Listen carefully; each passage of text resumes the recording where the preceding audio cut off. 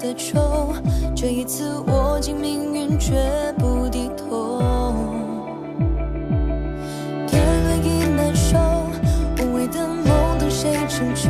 风雨聚散，孤帆摇曳的浮游。身份在荆棘中孤身的花朵，鲜艳被刺破，却让我渡边界上出逆风飞翔的轮廓。穿过心的万物生长，就算梦被忘，抚平汹涌的巨浪，冲破心的深山跌宕，有勇气抵抗，拥抱宿命的印章，为爱才有光，为爱肆意疯，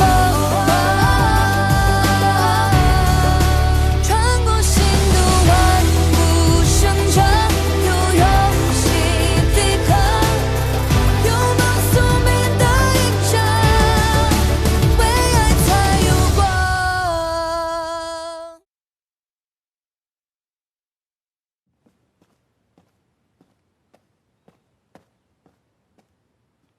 殿下，灵王世子来了。乌远西来了。是。怎么，殿下公务繁忙，无空见我这个闲人了？今日是刮了什么妖风啊？竟然飘来这么大朵银彩。无事不登三宝殿，自然是有事要跟殿下商量。不会又让我包圆哪家的点心吧？哎，上回买了那么些，就吃了一口，甜的牙疼。怎么会呢？殿下司掌大理寺，说起来，这刑律官司也算是您的份内事。你可别卖关子啊！就你这表情，我一看就知道，肯定又在打什么坏主意。怎么叫坏主意呢？殿下不知，今日有人在府衙击鼓闹和离。和离？我怎么会知道？和我什么关系啊？没有冤情，全靠殿下今日做个活青天了。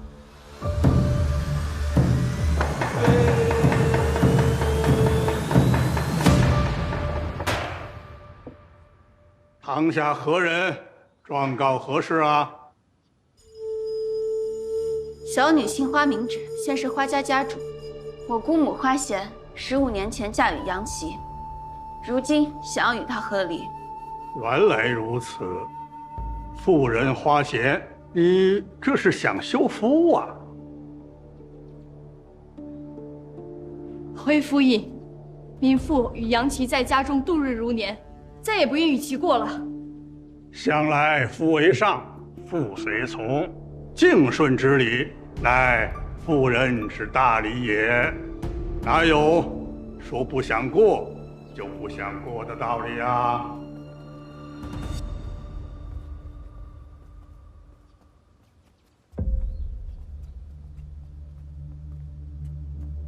谢王殿下，您怎么来了？今日大理寺得闲，听闻这里有奇案，您来看看。他怎么来了？坐。花芷，我想起来你是谁了。我是谁？与我姑母的和离案无碍。方才说到哪儿了？回殿下，杨琦侵占我姑母的嫁妆，分文不剩，常年打我姑母，我姑母身上的伤痕便是铁证。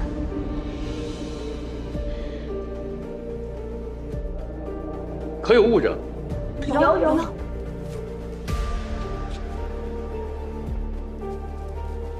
这里面一份是我姑母的自诉状，一份是我姑母出阁时嫁妆的单子。我姑母身上的旧伤、新伤皆由京中3位名医就诊，白纸黑字皆有凭证，桩桩明白，件件属实。若殿下有什么不相信的，可以叫个婆子来当堂验伤。殿下，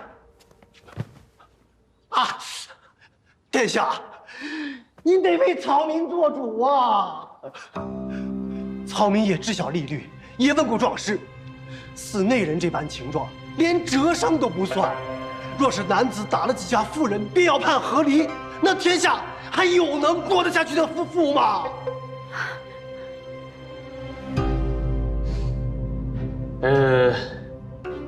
依你看，该怎么判？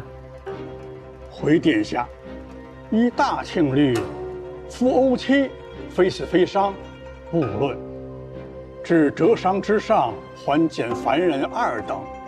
这妇人花钱，非死非伤，理应不论。正是，正是。府应应有所知，大庆律中亦云：若已是夫妇之义，皆以凡人问你。像杨琦这般侵吞妻财、殴妻伤子，更有甚者，前几日将我囚禁，想要索我性命，早已失去了夫妇之义。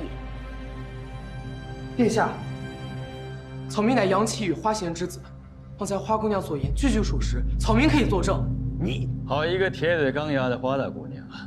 不错，确实有这么一条。殿下果然博闻强志，我们所要求的并不多，只要杨琦与我姑母和离，并且赔偿我姑母200贯。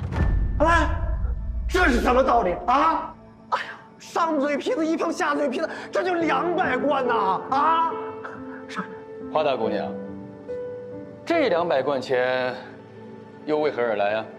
杨琦侵吞我姑母的嫁妆180贯，这几日我带着姑母寻医问诊，花费了3贯，加上我姑母日后还需抚养幼子，只要200贯，已经是念在了夫妻情分。姓杨的，贤儿的价格，你给老娘通通吐出来！他2家既已失和，本府可以判和离，只是这罚金嘛，与大庆律是没有的。大清律是没有，可是民风2年、6年、11年皆有先例。你口中所举，皆是我皇祖父还是皇子，皆兼任府尹时的判例。殿下明鉴。也罢，准杨琦与花贤和离，令杨琦于1个月内上缴200贯钱，判与花贤。违者收押。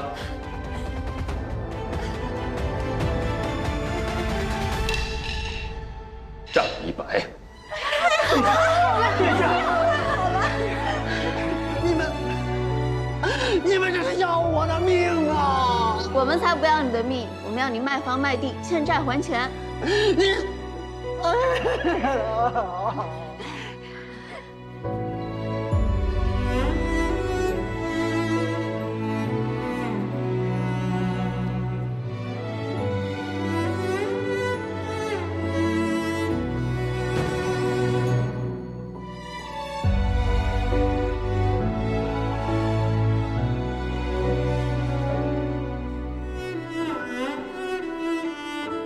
人呢？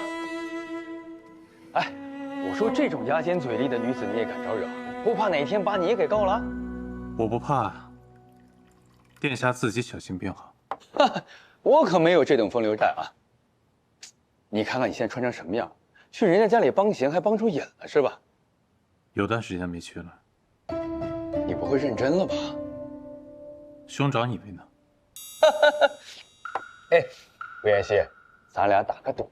赌什么？1个月后，若你还没有厌他，那我就送你们一段鸳鸯锦；3个月后，若你们还可以卿卿我我，我就送他一座白玉观音。若再往后呢？还往后？难不成你们还能厮混半年？好。哎，这回你可欠我个人情了啊！哎。我只说让你做回青天，可没说过叫你帮谁。堂堂世子不许耍赖啊！你还是好好想想，该如何还我这份人情。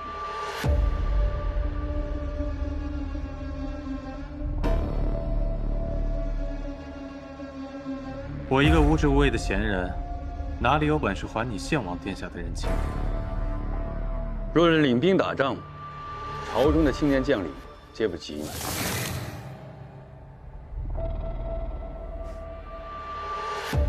现在天下太平，哪里有什么仗可以打？这人情我怕是还不了了。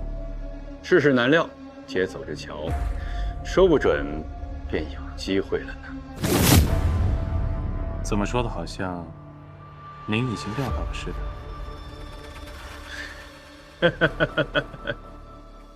话不可以乱说啊！还是喝你的茶吧。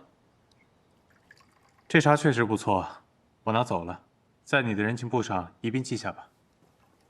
哎，顾妍希，你这次打北边回来越发惹人嫌了啊。说起来，你同你的父亲又如何了？听说父皇强令你们重归于好。告辞。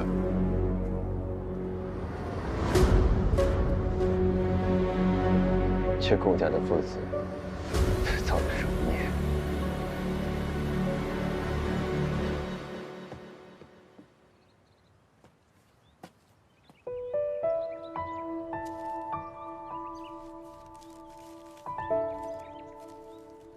还是一同喝好茶。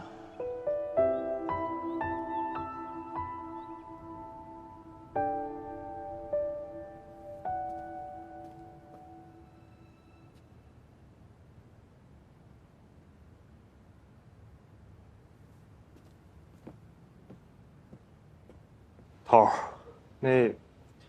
那个，说，林王府来信说林王爷叫您回去一趟，好像是林王爷身体不太好了。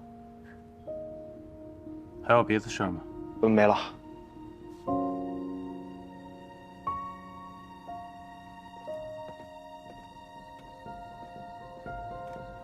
行了，就寻到这儿吧。上回灵王殿下可是勃然大怒的。王爷这几日不知怎么了，夜里不许任何人靠近寝殿，也不许府上有暗的地方，屋里照得灯火通明的。听说是怕有人害他。哎，我也听说，王爷现如今生怕天黑，也怕睡觉，一日憔悴过一日。走，回去吧。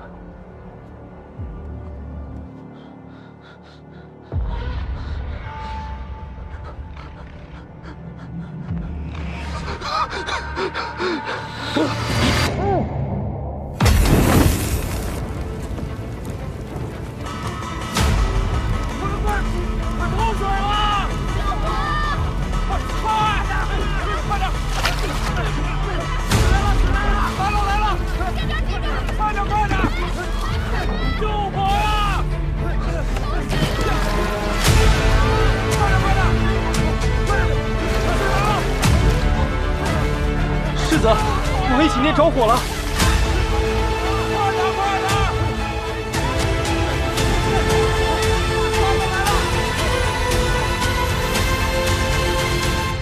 你看中的那个宅子在哪儿啊？就在这条街的街尾，小是小了点儿，但是正好我们母子住，反正抬脚就能见到你们，不能再近了。虽然上学也方便。那明儿我陪你去看看，给你长长眼。好。芷儿，咱们的家主，给大家说几句吧。哎，各位，今日这宴席，一是为了庆祝姑母和随安终于开始新生活，二是为了庆祝四婶母女平安，给我们花家再添了一个小姑娘，大家一起喝一杯，干杯！干杯喽！喝。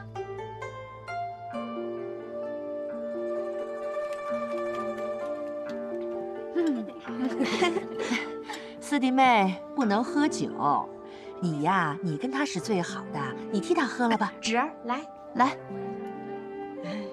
那我替四婶再喝一杯，再给我来一杯。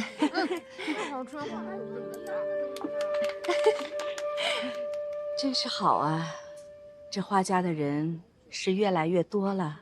家里的人不是多，是都回来了，是让芷儿都接回来了。哎呀，以前我觉得我们女人嫁出去以后啊，就两头都没退路了。可现如今，二贵回来了，贤儿又脱了苦海，我这么看着，心里面就觉得特别踏实。反正以后我们遇到什么事，我们都有家可回。无论如何，咱们的花纸，谁都不会扔下的。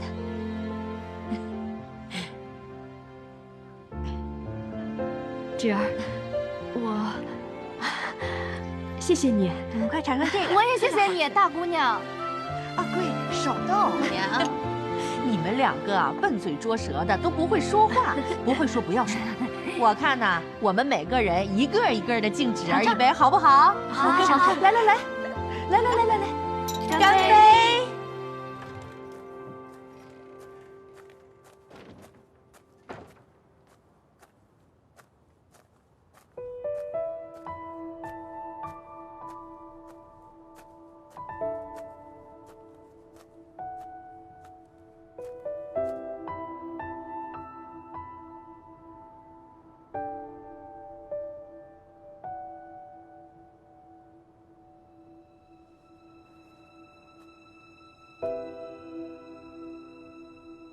顾妍希，今晚的月色真好。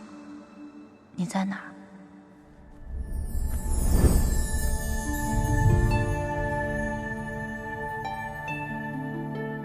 妍希，让我抱一会儿，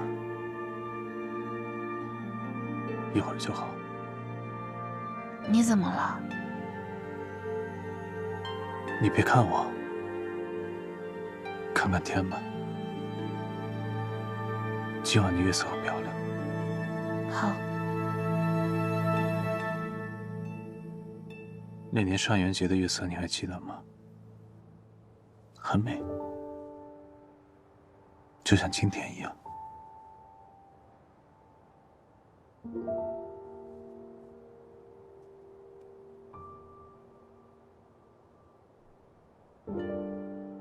出什么事了？梁府着火了，同它的主人一起。明日便会议论四季，可这些议论终将归于沉寂，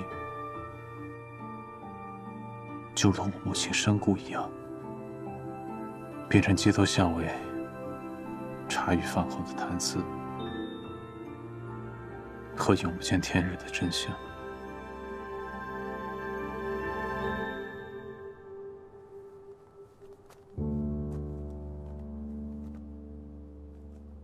今日宴席你没来，府东调了几壶好酒，你错过了。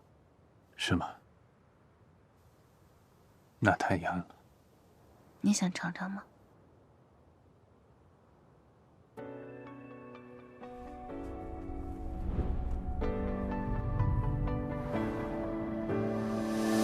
当世界把光都带走，你是我闪烁的星球，用尽一切把我赎救，为我守候，不认输，不退出，只奔赴最初那道光。世界把光都带走，你是我闪烁的星宿，用尽一切把我赎救，为我守候，不认输，不退出，只奔赴最初那道光。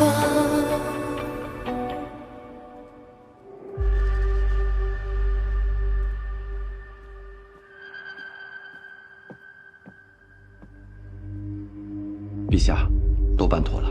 20年了，这道疮疤总算是接过去了。妍希心里的那道坎儿也能过去了。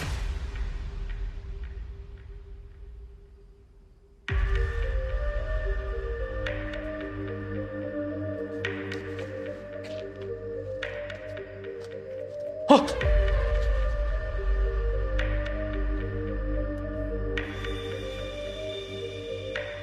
大官，这拿着吧，陛下赏的，你差事办得好。多谢陛下，多谢大官。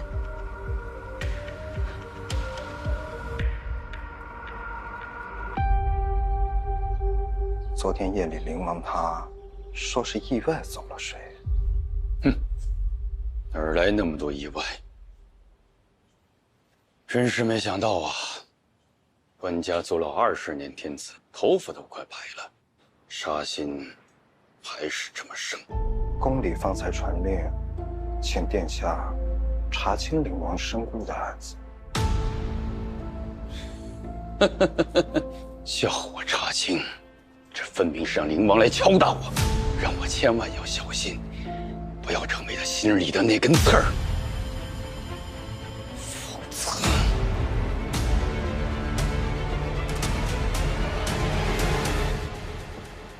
来了，艾草汤来了，小心烫啊！都靠两边。哎呀，来了，艾草汤来了，小心点儿，跑得快可没赏钱。三夫人，今天我可不能听你的喽，我等着4分赏。哎呀，我都不记得了，上次咱们喜儿会是什么时候？哎呀，是多少那时候呢？这恍惚间竟然过了5、6年了。是啊。哎，纸丫头呢？再不来这水多凉了。哎，只要事多，三嫂全权操办便是。那好吧，来，添盆了，添盆，来，这是我的，哎，快点，都好了吗？好了吗？来，玉娘，把孩子的手啊放到这艾草汤里面洗洗。慢点，小心。还有我的一份呢。哎，芷儿，你们来的正巧，赶上了。叶先生也来了。叶先生，你看这孩子可爱吗？非常可爱。那既然可爱，可不能白看哦。人家叶先生是客人，来了就是心意，不要让人叶先生破费了。你就别管他了，他呀掉进钱眼里了。啊！今后也是我的学生，见面礼自然也是少不了。哇！不行，叶先生，这太贵重了。待他长大了，我再包一份更重的。哎呀，你跟叶先生客气什么呢？礼再重，东家在这儿呢，还能饿死叶先生不成吗？是啊，纸丫头，记得替我们给叶先生涨月钱。哎呀，水都要凉了。来，小手。哟！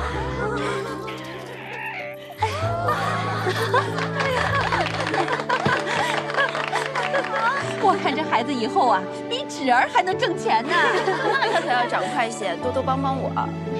芷儿，你抱抱。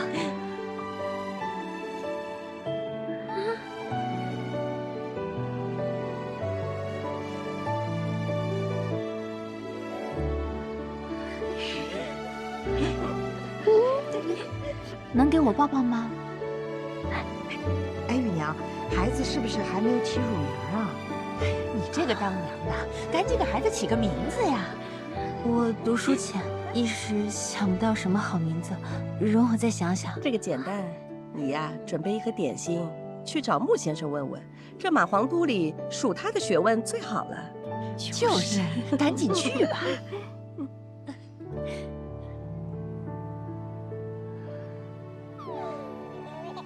其实啊，我单独给他备了一份礼。你什么时候学会乱花钱了？这怎么叫乱花钱呢？我找太和酒楼买了18坛最好的石冬春，买到子皇居的竹林里了。芷儿，他是我亲眼看着生出来的，我怎么疼爱他都不为过。四婶，你是不是想等四叔回来了再给女儿起名字啊？我还在闺中时，没想到会遇到他那样一个人，成了亲，也没想过我们有孩子的情形。如今有了孩子，不想竟是这样的今日。其实我一直都好奇，像你这样娴静的女子，而我四叔又是家中最浪荡不羁的，你们怎么会相识相知呢？说了你可别笑。我年少时歌喉甚佳，闺中无聊时常常放歌自娱。身为官宦闺秀，唱曲儿可不是什么光彩的喜好，所以我只能偶尔在花园里唱一会儿，自娱自乐。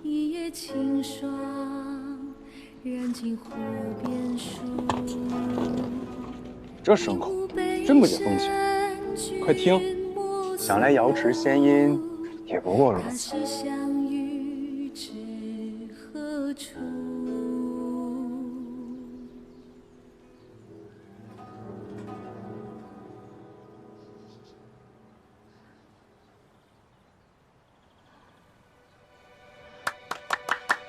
唱得好，娘子歌喉当属皇都第一。敢问娘子师从何人呢？这人是谁？世上怎会有如此冒失的登徒子？走。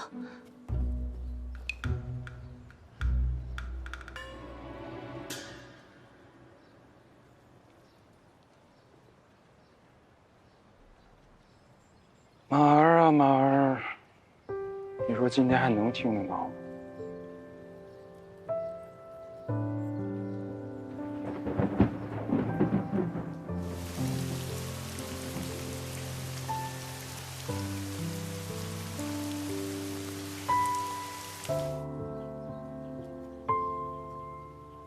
姑娘，我听门子说那个小王姑天天在咱们墙外站着，真烦人。他站在外头做什么？那谁知道？不过姑娘你别怕，他要是敢做什么，就叫老爷打断他的腿。可他也没做什么坏事啊。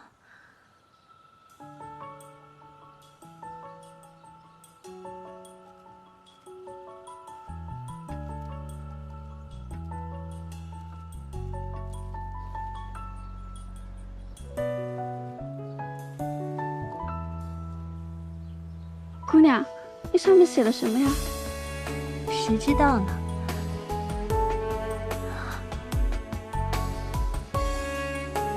哎，又来一个。昔日闻君歌一曲，如听仙乐耳暂明。什么歪事？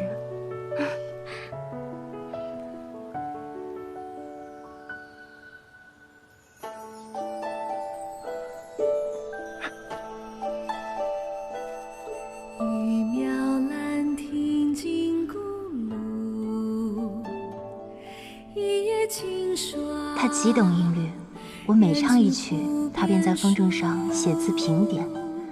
与其说是评点，不如说是夸赞。那时我才明白了什么叫知音。后来，他每日都来听我唱歌。姑娘，姑娘，风筝来了。来了，便将风筝放起来，我就知道他在墙外了。我不知他长得是高是矮，他也不知我生的是美是丑。就这样，整整半年。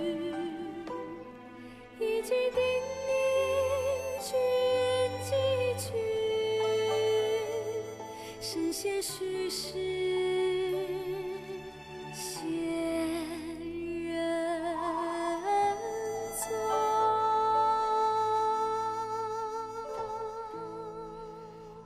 楼中弄玉吹箫缕，同学丹山凤凰语。凤凰凤凰来不来？箫使行云再可许。弄玉箫缕，凤凰语。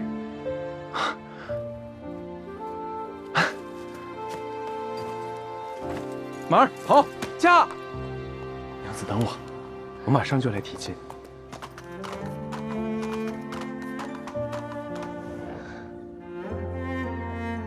想想都有点后怕。我与他素未谋面，只以音律相交。倘若他面貌丑恶，倒也罢了；若是此人品性败坏，或者心思奸险，就完了。可你还是嫁了。是啊，若叫我再选一次，我还是会嫁。情至一子就是如此，就像闭着眼睛往独木桥上走，明知一步差池便会粉身碎骨，万劫不复。但这句话我不说出口，这一步我不走出来，此生一定会觉得遗憾。如今想想，没见过面便深许他人，虽然可怕，但一想到我若是错过了平遥，此生无法与他结缘相守，那才真是可怕。我这辈子最大的运气和勇气，都用在那一日。四叔也选择迈出了这一步，他也过了这独木桥，所以才有了你们这一对佳偶。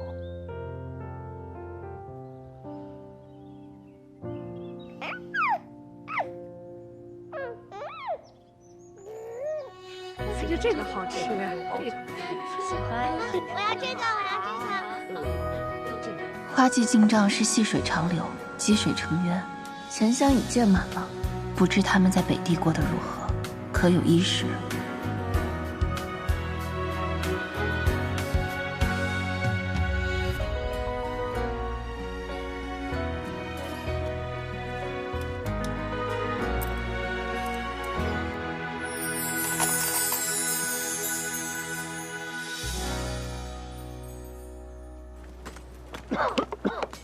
快点干！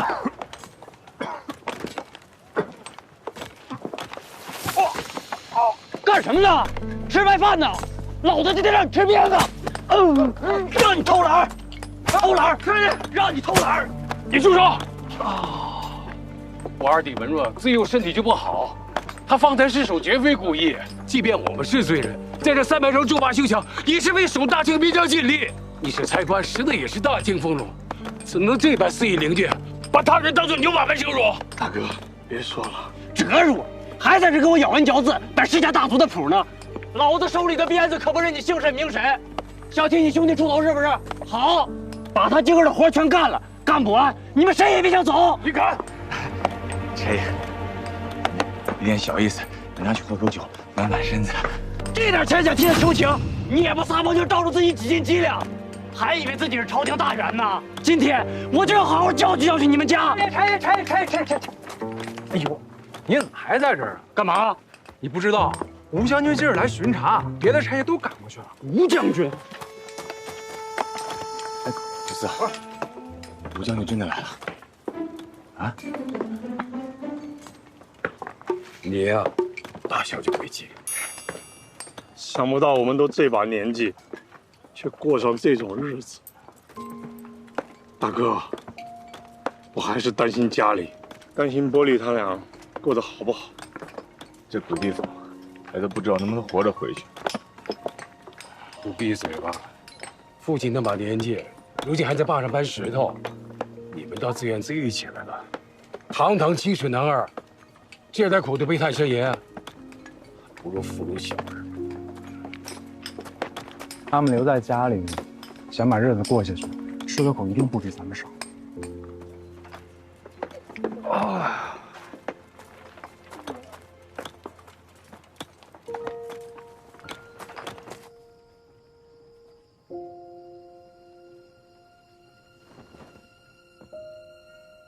二夫人，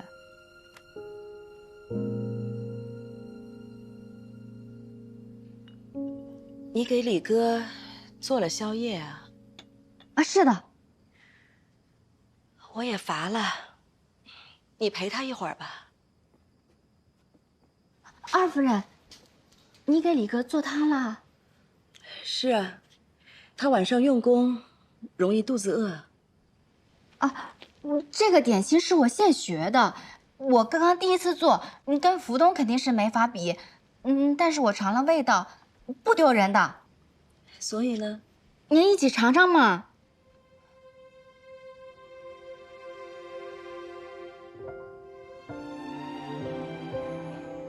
来。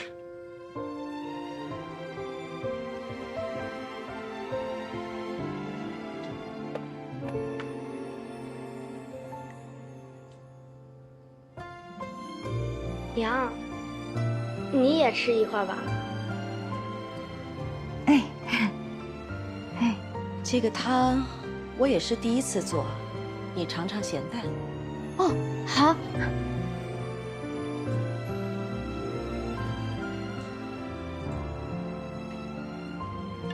好喝，好喝。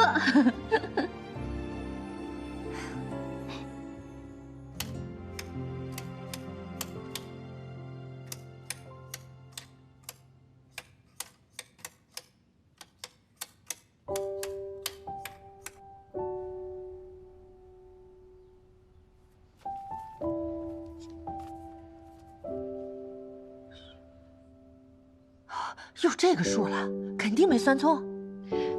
算了3遍，肯定没错。竟攒了这么多钱了，当初哪能想到呢？三婶，把大家叫到堂屋，我有话要说。哦。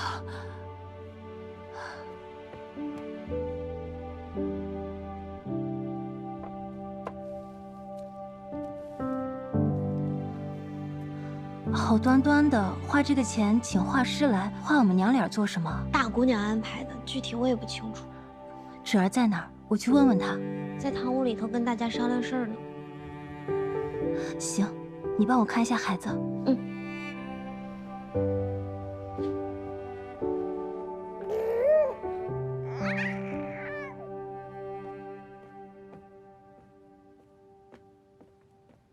芷儿，本想晚点叫你的，你倒着急，赶紧坐。大姑娘，把我们都叫来，到底有什么事儿啊？我还得陪李哥做功课呢。花季经营至今，钱库里的盈利已经有50万了。50万，这么多啊！50万。我记得你说过，如果攒够了50万，按照那个大庆率，那娘，咱们真的赚够了一笔赎钱，能赦免流放之罪。哎呀，我的个亲娘啊！当初大姑娘说这话的时候啊，我就当她发梦了，那没成想真成真了，哎，了不起！但是这笔钱只能赎回一个人。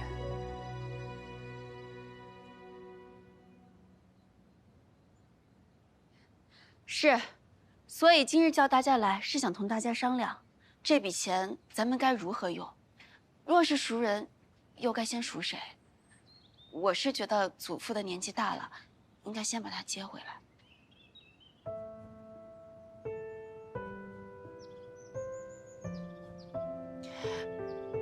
哎呀，这有什么好商量的呢？只有一份钱，当然要把老太爷先赎回来了。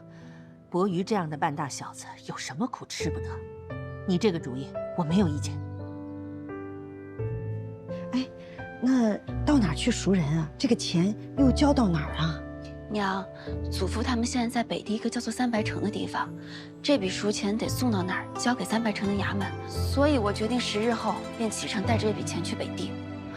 那这么说，你能看到伯鱼他们？还请大家赶紧制一批衣裳鞋帽，再带上药材吃食，有多少带多少。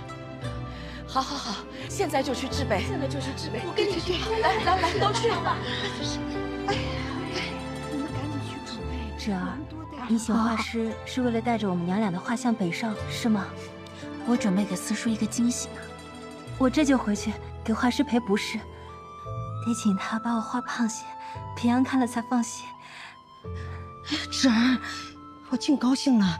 你去北地是一个人吗？自然不是，便是外出行商，也会带上家丁护院、车队马匹。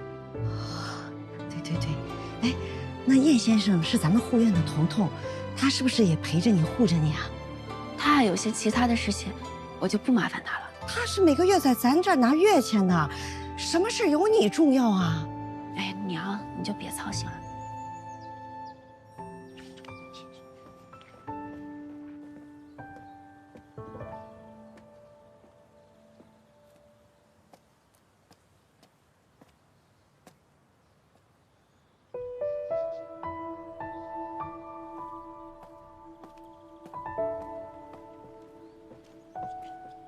姑娘，迎春，燕先生几日没回来了？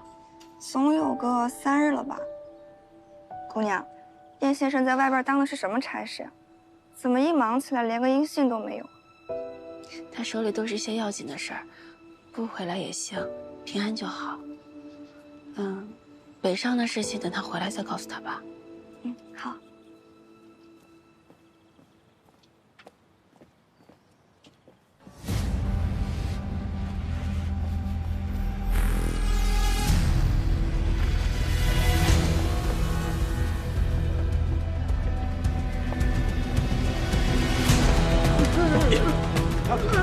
小心！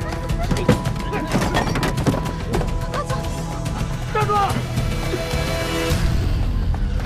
别跑！站住！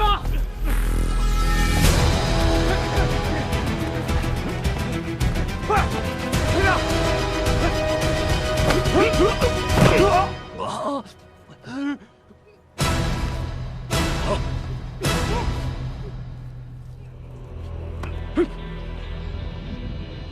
哦，没错，他就是前2天跑脱的赵国探子。皇都内外，赵国探子的老巢都搜遍了，这又哪冒出个独狼来？可能是来送信的吧，运气不好，让我们给撞见了。空的？不是空的，我来晚一步，让他给吃了。吃了？再晚点连桶都吃了。刚死一颗，纸还耗不掉。剖了他。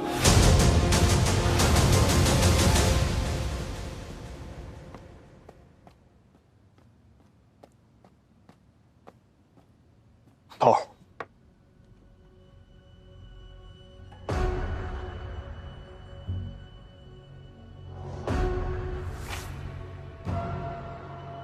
此人前日携密信入境，尚未送出就被截获，抓捕时自尽。真没想到啊，吴将军，朕亲封的镇北大将军，竟与昭人表里为奸。这样的人替朕守边，那与开门一刀有何区别？燕西，替伯父处置了他吧。陛下，我在北营戍边10年，深知吴将军其人其行，此事恐怕另有隐情。如今大将凋零，若再世吴勇，北地几乎无将可守。即便新调将领，恐怕也难以服众。你意思是，他是冤枉的？吴勇是否冤枉，臣不知。事关重大，臣愿意亲去北地查个清楚。若他当真与昭国勾结，我定将他就地正法。哦，这么着急北上，咱什么也没准备啊。你不去啊？不去换个人。头儿，我不是那意思，我的意思是，咱多带点衣裳。哎，四婶，他不去，我去，我还没去过北边呢。去，小孩不能出远门。头儿，咱就算快马北上，往返也得20多日。那花家那边，您就不去了？我会跟他说的。慢点儿。哎，烫，可可来给你夹一个。哎，别拿这个，还没烤透呢，这个好了，小心烫啊。哎，叶先生回来了。叶先生。哎，叶先生，过来吃个橘子吧。啊，不了。你们见到花纸了吗？方才放客时他还来了呢，在小教场转了一圈就走了。这会儿大概在账房。我去看看。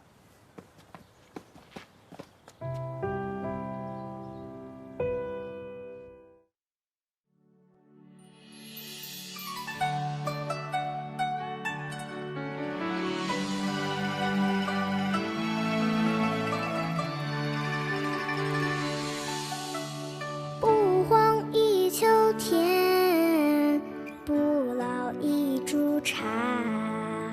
天落水，鸟吃虫，鸡流飞。心学为观，心理为改。茶叶或粗浅，滋味乃春天。啊，明前夕，菜少许。啊，公平春烂漫。